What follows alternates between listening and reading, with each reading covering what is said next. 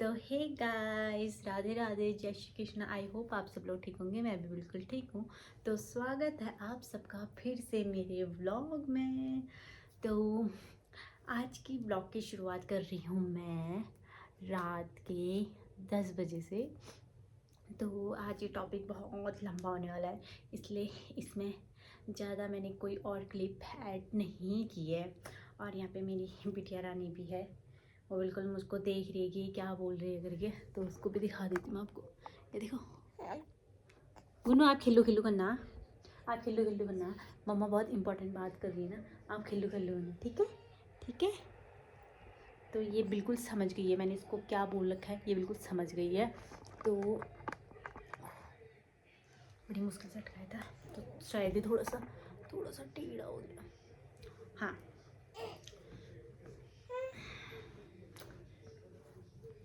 तो मैं कहाँ पे थी? हाँ, आज मैंने बहुत इम्पोर्टेंट टॉपिक डिस्कस नहीं करना है। जैसे कि मैंने परसों वीडियो बनाया था, तो उस वीडियो में ना मैंने लास्ट एंड कहाँ पे करा था यार?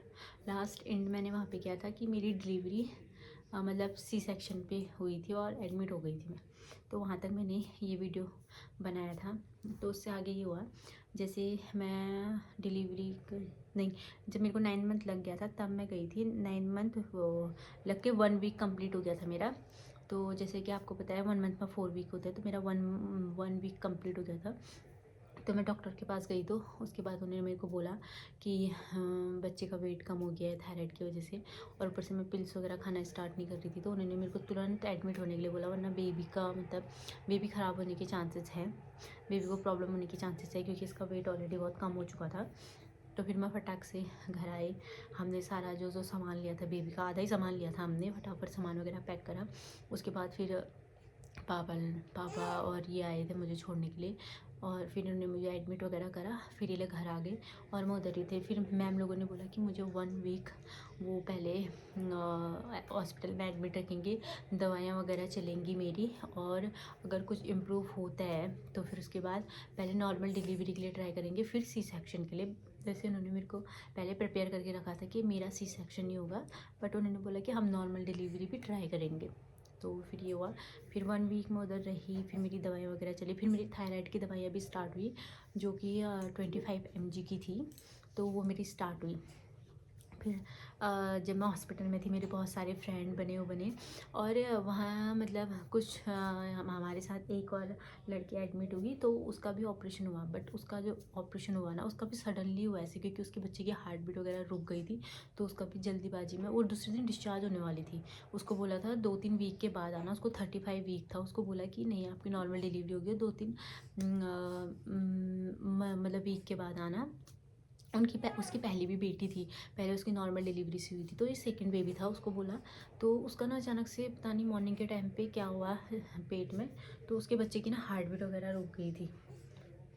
तो फिर वो उसका फिर इमरजेंसी में करना पड़ा, अल्ट्रासाउंड वगैरह करा, हार्ट बीट नहीं आई, तो फिर उसका ऑपरेशन नहीं करा।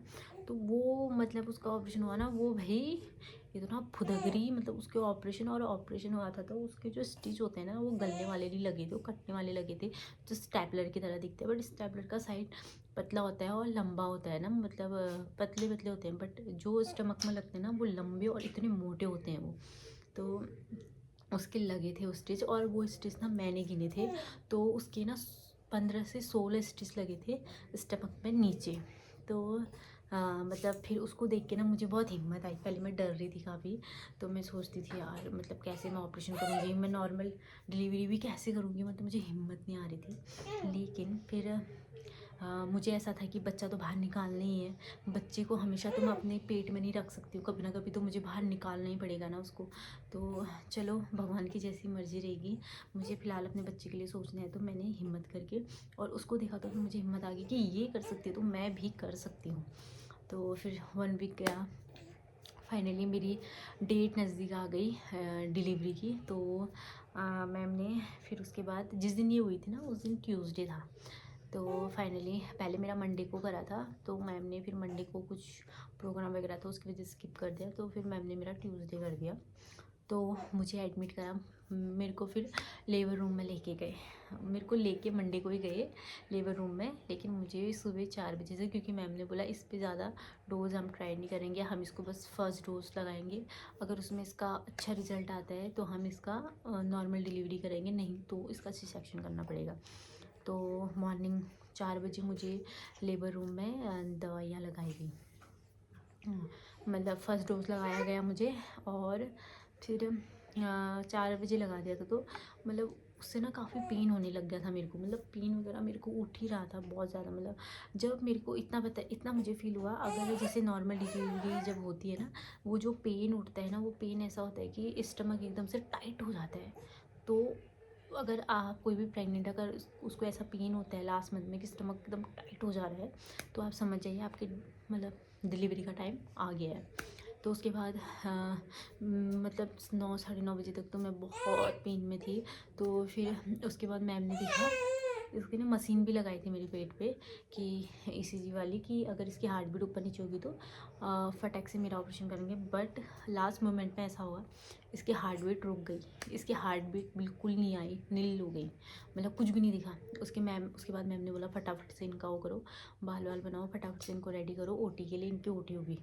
अब फिर मेरे पास फ़ोन भी नहीं था, क्योंकि वहाँ लेबर रूम में फ़ोन ले जाना अलाउड नहीं होता, तो फ़ोन भी नहीं था। फिर मैंने वहाँ पे मतलब वो थी आशा, मतलब आया थी, तो उनको मैंने बोला, मैंने कहा दीदी, मैंने कहा मेरे घर वालों को बुला दीजिए, मेरे घर वाले आगे बाहर देखिए। वैसे तो मैंने अपने हस्बैंड को बताया था कि मेरा होने वाला है करके, तो आप आ जाना ऐसे करके, उनको पता था मैं लेबर रूम में चली गई हूँ। तो मॉर्निंग में फिर वो दीदी बाहर गई, तो वो बाहर पे ही थे मेरे हस्बैंड। तो उसके बाद मुझे तैयार किया, मुझे लेके गए। बट वहाँ पर एक चीज़ हुई, मैं उनके सामने बिल्कुल नहीं रोई, मुझे इतना रोना आ रहा था ना, मतलब मैं अंदर से एकदम से बहुत डर गई थी, मतलब बहुत ज़्यादा। बट फिर भी मैंने अपने हस्बैंड के सामने मतलब नहीं रोई, मैंने जैसे जैसे अपने आप को कंट्रोल किया, क्योंकि वो मेरे साथ पूरा वहाँ तक लेके गए, ऑपरेशन ओटी तक लेके गए थे उनको। बट मैं उनके सामने बिल्कुल नहीं रोई, क्योंकि मुझे पता था अगर मैं रोऊँगी तो फिर वो भी कमज़ोर पड़ेंगे, वो भी डर जाएंगे ना। तो इसलिए मैं बिल्कुल कमज़ोर नहीं पड़ी, मैंने खुद को समझाया कि नहीं, कि मैं कर सकती हूँ, होना तो है ही, चाहे दर्द हो कुछ भी हो, करना तो अब है ही, बच्चा तो बाहर निकालना ही है, क्योंकि हो गया फिर बच्चा भी। मैंने उनको ये भी नहीं बताया कि बच्चे की हार्ट बीट रुक गई है, मैंने उनको ये तक नहीं बताया कि वो घबरा जाएंगे कहीं क्या होता है करके। फिर उसके बाद फटाक से मुझे तैयार करके ओटी में लेके गए।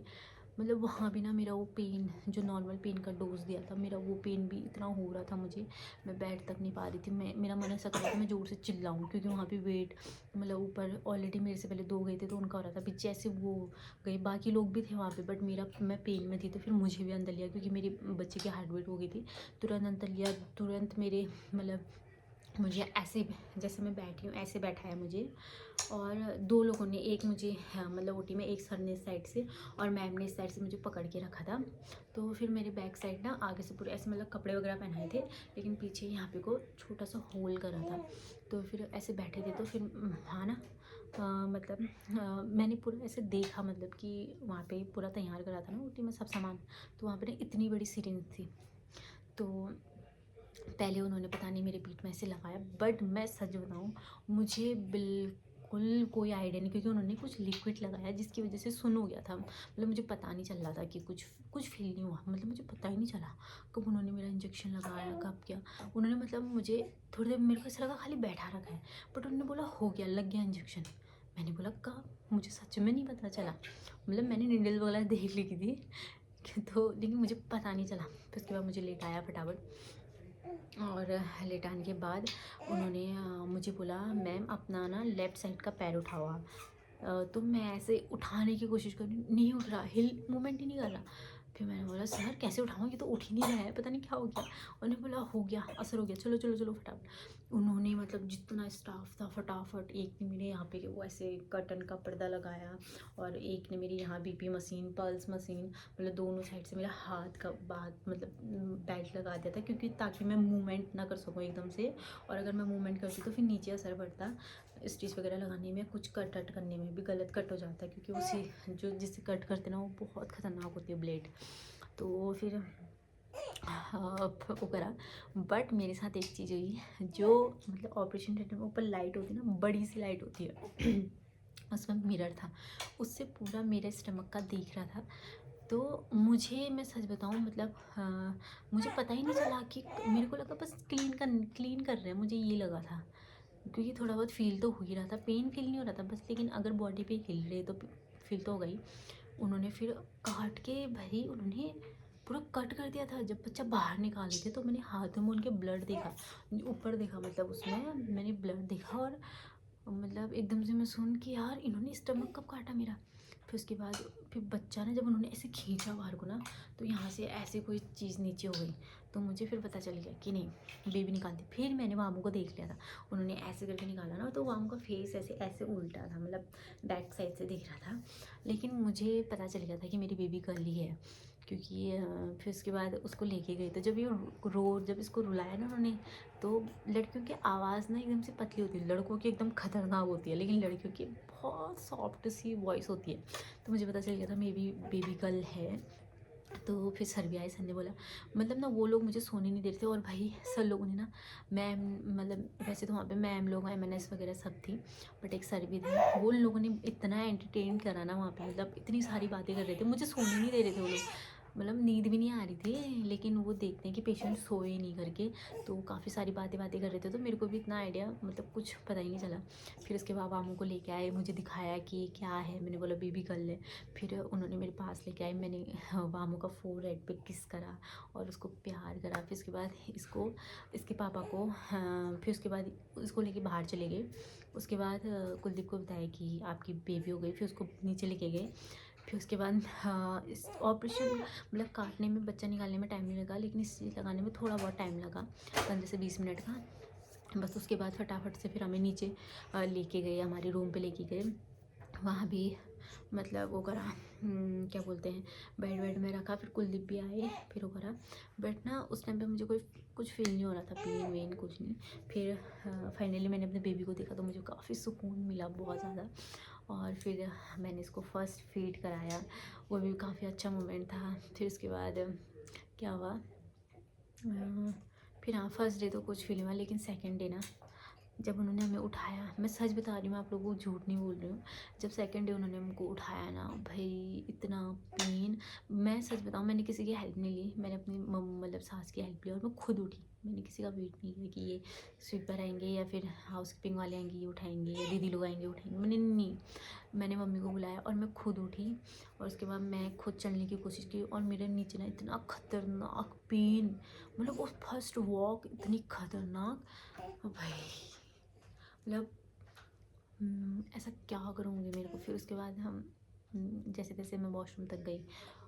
उसके बाद ना, मतलब वॉशरूम के, जिनका ऑपरेशन होता है ना, उनको वॉशरूम का जो पाइप होता है वो लगाया जाता है, तो वो मेरा रिमूव करा। तो उसके बाद मुझे वॉशरूम करना था, बाथरूम में जाके वॉशरूम होना था, फ्रेश होना था। वहाँ गई मैं, जब मैंने वॉशरूम करने की कोशिश करी ना, मतलब मुझे इतना, मतलब इतना पेन हुआ ना, मतलब मैं नहीं चाहती थी कि मैं वॉशरूम करूँ, लेकिन करना था, वरना ब्लॉक हो जाता, टॉयलेट अंदर ही जाम हो जाता, कुछ भी हो सकता था, गैस हो जाती, कुछ भी हो सकता था, तो टॉयलेट करना ही था। तो फिर जैसे तैसे किया, मतलब अभी तो वो चीज़ मेरे को फील नहीं हो रही, लेकिन उस टाइम ना, मतलब इतना रोना आ गया ना, मतलब मुझे चिल्लाने का मन कर रहा था, बट मैं चिल्ला नहीं सकती थी कि बाहर बहुत सारे लोग थे, तो मैं चिल्ला भी नहीं सकती थी। बट कोई बात नहीं, मैंने जैसे तैसे वो दिन निकाला।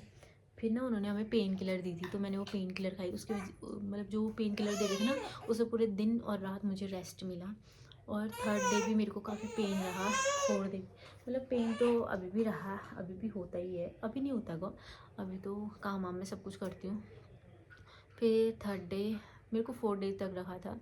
इसको भी थर्ड डे में पीलिया हो गया था, थर्ड या 4 डे में इसको पीलिया हो गया था, तो इसको भी मशीन में रखा, पर एक ही दिन में इसका भी ठीक हो गया था। लेकिन इसका वेट काफ़ी कम था, बहुत नाजुक सी कली थी मेरी बेटी। बट अब तो इसकी दादी ने इसको रगड़ के बिल्कुल मालिश कर करके, एकदम इसको एक्सरसाइज कर करके एकदम बना दी, गोलू मोलू गब्बू बना दिया मेरे बच्चे को इसकी दादी ने। और ये ज़्यादातर अपनी दादी के पास ही रहती है, अपनी दादी के पास जाती है ना, मेरे पास भी नहीं आती है।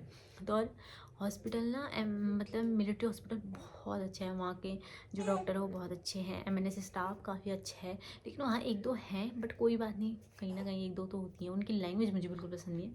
बट डॉक्टर एमएच के ना, मतलब जो भी देहरादून की लेडीज़ है ना, मैं तो कहूँगी अगर आप प्रेग्नेंट हो आप एमएच से ही इलाज कराओ, बाहर से मत कराओ। क्योंकि ठीक है डॉक्टर का किसी टाइम टोन एकदम स्ट्रिक्ट हो जाता है, बट आपके लिए वो अच्छा है भाई। ये डॉक्टर काफ़ी अच्छे हैं, स्टाफ काफ़ी अच्छा है। और वहाँ का खाना, मैं घर का खाना नहीं खाती थी, वहाँ का खाना मुझे बहुत अच्छा लगता था। लोग कहते हैं हम नहीं खा रहे, बट मुझे बहुत अच्छा लगता है। काफ़ी सिंपल खाना होता था ना, ना नमक ना मिर्ची ना मसाला, किसी किसी खाने में होता था, बट मुझे बहुत अच्छा लगता था वहाँ का खाना। तो फाइनली मेरा डिस्चार्ज हुआ, फिर मैं घर आई। वहाँ का बेस्ट चीज़ क्या था ना, थर्ड डे जैसे हम उठे तो डॉक्टर ने बोला था आपको नहाना है। आप अपने आप को जितना क्लीन रखोगे आपके स्ट्रेस उतनी जल्दी ठीक होंगे। और आपको ये नहीं सोचना है अपने माइंड में कि आपका ऑपरेशन होगा, आपको ये नहीं करना वो नहीं करना, ऐसा नहीं करना। उनका भारी सामान नहीं करना, उठाना है, झुकना नहीं है ज़्यादा। बट आप अपना जो रूटीन है वो चालू रखो, जैसे अपना काम आप खुद करना, ये चीज़ है। कह रहे थे अगर आप अभी अपनी बॉडी को रेस्ट पे रखोगे ना, आपको बाद में बहुत पेन होगा बॉडी में। इसलिए अपनी बॉडी को अभी गर्म रखना, तो हल्का फुल्का काम करना, ज़्यादा भारी नहीं। और धीरे धीरे जैसे जैसे मंथ जाएंगे वैसे वैसे धीरे धीरे सारा काम करना स्टार्ट कर दीजिएगा। और हाँ, तो ये है। जो लोग भी सोचते हैं ना सी सेक्शन में बहुत दिक्कत होती है, मतलब प्रॉब्लम तो है ही यार कि आप एक बच्चा कर सकते हो, दो कर सकते हो, उससे ज़्यादा नहीं कर सकते ऑपरेशन में।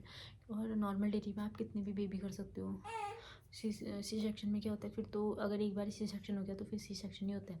वो बहुत किस्मत वाले होते हैं जिनका सी सेक्शन होता है, बट उसके बाद भी नॉर्मल हो जाते हैं। ये चीज़ है।